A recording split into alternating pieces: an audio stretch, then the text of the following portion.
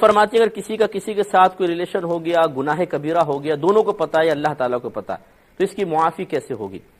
دیکھیں سب سے پہلے تو یاد رکھیں کہ اگر وہ دونوں غیر شادی شدہ ہیں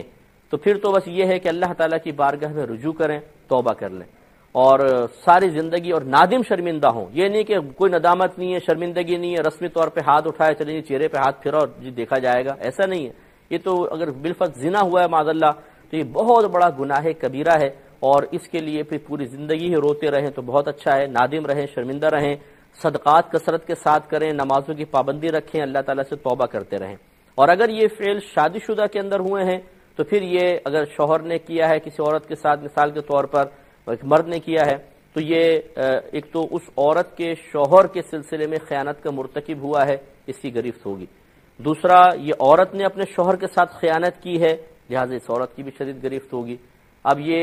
بہرحال اب دنیا کے اندر بہت مشکل ہے کہ ایک عورت سے کوئی کام ہو جائے اور پھر وہ اپنے شوہر کو بتائے اور شوہر معافی دے دے، اس میں تو بعض وقت قتل و غارت تک ہو جاتا ہے۔ ہم یہ تو نہیں کہہ رہے کہ بیوی اپنے شوہر کو بتائے کہ مجھ سے کیا قصور سرزد ہوا ہے،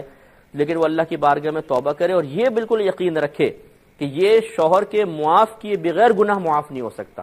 چاہے یہاں کوئی معافی کی صورت ہو جائے یا میدان محشر میں اللہ تبارک و تعالیٰ کھڑا کرے گا اور وہاں شوہر پھر اپنی خیانت کا بدلہ لے گا۔ تو اور اسی طرح